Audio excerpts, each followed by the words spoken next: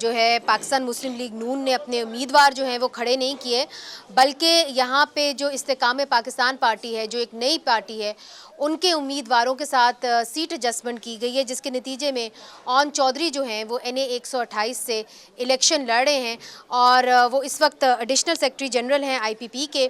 IPP ने 12 national assembly से जो है अपने उम्मीदवार खड़े किए हैं और 27 पंजाब और वफाक की तरफ से जो है अपने उम्मीदवार खड़े किए हैं।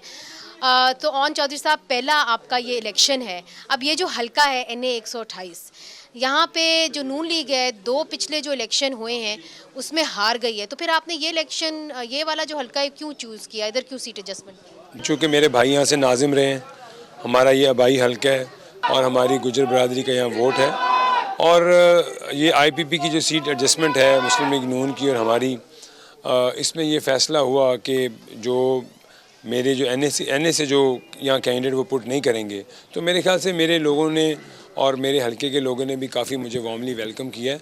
दूसरी तरफ देखें कि जो आपकी पुरानी पार्टी है PTI, उसके जो उनसे बल्ले का निशान भी छीन लिया गया है, उनको उस तरीके से कैंपेन नहीं करनी दी जा रही। वो रात को जो है अपने पोस्टर, सुबह पोस्टर लगाते हैं, रात को कोई उठा लेता है।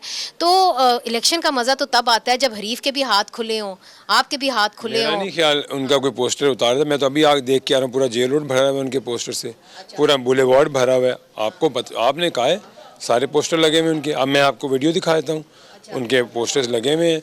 कैंपेन अगर कोई रो ही जाएगा तो वो हम उसका क्या जवाब दे सकते हैं? खुल के तो कोई नहीं इलेक्शन कर सक रहा ना, मतलब कभी आपको पता है कल संडे के दिन भी जो है इनके लोगों को अरेस्ट कर लिया गया लिबर्टी चौक से, जब उन्होंने जलसा करने की कोशिश की। तो पूरे मुल्क के अंदर ये तो आपको मानना पड़ेगा कि तो देखें जलसा जिस तरह आप लोगों ने 2018 में इलेक्शन लड़ा था, उस तरह तो माहौल बिल्कुल नहीं। जलसा देखें, जलसा तो हर किसी को हक है, मैं ये नहीं कहता, लेकिन कोई अरेस्ट नहीं हुआ मेरे ख्याल से। जहाँ कोई ऐसी एक्टिविटी थी उसको रोका गया है, लेकिन इसमें ऐसा कुछ नहीं कि किसी को खुल के सियासत नहीं की जाने दे रही, कैंपेन नहीं कोई कर रहा। हर जगह मैं देख रहा हूँ उनके पोस्टर भी लगे हैं, उनके लोग भी निकले हुए हैं। उनकी कैंपेन बड़ी दिलचस्प स्टेटमेंट दी आपने, कहा कि जी पंजाब की जो वज़ीर आला है वो मरियम नवाज साहिबा हो सकती हैं। तो अलीम खान साहब जो आपके सदर हैं आपकी पार्टी के, वो क्यों नहीं हो सकते? जी बिल्कुल, मैंने दी है स्टेटमेंट। तो अगर मुस्लिम लीग नून की ज़्यादा सीटें होंगी तो उन्हीं का हक होगा ना। वो 4 सीटें या 10 सीटें या 20 सीटें या 25 सीटें, ये तो हमारी उनके बाद उनसे जो अंडरस्टैंडिंग होती है, ये तो हम पे डिपेंड करता है ना, हमारी म्यूचुअल अंडरस्टैंडिंग पे, दोनों पार्टीज़ के लीडरान पे डिपेंड करता है। यहाँ पे एग्जिस्ट वोट PMLN का करता है। मुझे यहाँ पे गली गली में जाकर PMLN के वोटर को कन्विंस करना पड़ रहा है, अपने PTI के लोगों को भी कन्विंस करना पड़ रहा है, जो कि खामोश बैठे हुए हैं। आज भी ऐसे कई यूथ के ग्रुप्स को मिल के आए हूँ जो PTI के लिए वो खामोश थे, लेकिन उन्होंने कहा कि वो मुझे वोट देंगे। आज़ाद उम्मीदवार की बड़ी तादाद जो है वो आने लगी है, ये तो हम असेस कर ही सकते हैं। तो फिर वज़ीर आला और तरीक़ों से भी बनते हैं, जहांगीर खान तरीन साहब का जहाज़ भी चला सकते हैं आप लोग नहीं?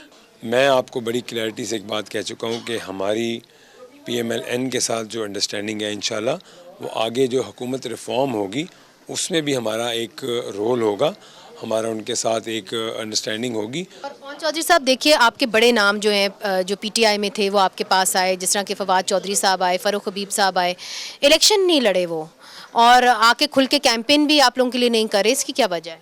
देखिए फवाद साहब का तो मेरे ख्याल से वो काफ़ी थोड़े डिसअपॉइंट थे और शायद उनको फैमिली से भी कुछ प्रॉब्लम्स थी। मैं उनके बारे में कुछ नहीं कहता, मेरा वैसे पर्सनल बड़ा अच्छा ताल्लुक़ है उनसे, सियासत से हट के। और फ़ारूक जो है वो बड़े कमिटेड हैं। फ़ारूक हबीब एक जेन्युइन पॉलिटिकल वर्कर है और वो मेरी हेल्प कर रहा है, बिल्कुल कर रहा है, जहाँ जहाँ नज़र नहीं आ रहे? नहीं, ज़रूरी नहीं कि नज़र आना चाहिए।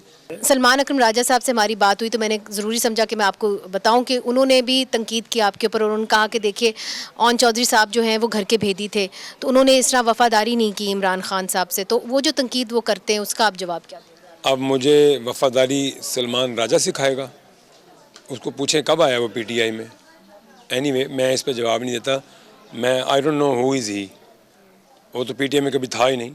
तो ये ऐसे लोग जो अपॉर्चुनिस्ट होते हैं ना, मैं कुछ नहीं कहना चाहता, वो अपनी वकालत करें जो वो करते आ रहे हैं।